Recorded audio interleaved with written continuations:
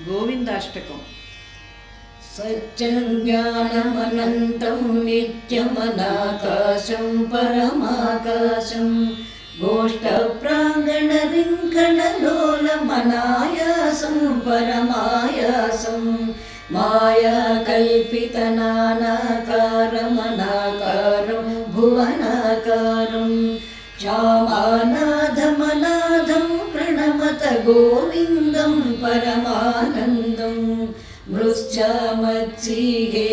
यशोदाताडनशैशवसन्त्रासं व्याधितवक्त्रालोकितलोकालोकचतुर्दशलोकालिं लोकत्रयपुरमूलस्तम्भं लोकालोकमनालोकं लोकेशं परमेशं प्रणमत गोविन्दं परमानन्दं त्रैविष्टपरिपूवीरघ्नं क्षितिभारघ्नं भवरोगघ्नं कैवल्यं नवनीताहारमनाहारं भुवनाहारं वैमल्यस्फुटचेतो वृत्तिविशेषाभासमनाभासं शैवं केवलशान्तं प्रणमत गोविन्दं परमानन्दं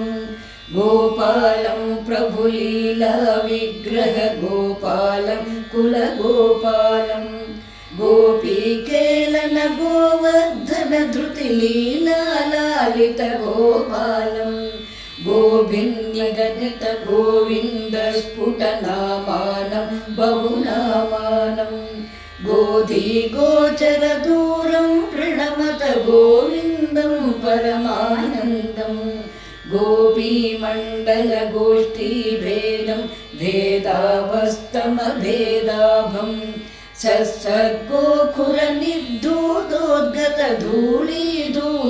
सौभाग्यं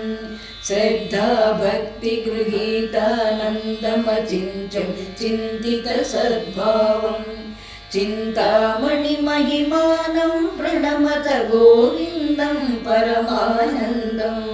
स्नानव्याकुलयोषीवस्त्रमुपादायागमुपारूढं व्याधिसन्तीरददिग्वस्त्रादातुमुपाकर्षन्तं ता निर्धूतद्वयशोकविमोहं बुद्धं बुद्धेरन्तस्थं सत्तामात्रशरीरं प्रणमत गोविन्दं परमानन्दं कान्ताकारणकारणमादिमनादिं कालघनाभासं काळिन्दीगतकालिय शिरसि सुहृद्यन्तं मुहुरत्यन्तं कालं कालकलातीतं कलिताशेषं कलिदोषघ्नं कालत्रयगतिहेतुं प्रणमत गोविन्दं परमानन्दं बृन्दावनभुवि बृन्दारकगणबृन्दाराधितवन्द्यायं कुन्दाभामलमन्दस्मेरसुधानन्दं सुमहानन्दं वन्द्याशेषमहामुनिमानसवन्द्यानन्दपदद्वन्द्वं वन्द्याशेषगुणाब्धिं प्रणमत गोविन्दं परमानन्दं गोविन्दाष्टकमेतदधीते गोविन्दार्पितचेताय गोविन्दाच्युत माधव विष्णो गोकुलनायक कृष्णेति गोविन्दाग्रिसरोजज्ञानसुधा जलधौत समस्ताघ गोविन्दं परमानन्दामृतमन्तस्थं ततमभ्येति गोविन्दं परमानन्दं गोविन्दं परमानन्दं गोविन्दं परमानन्दम्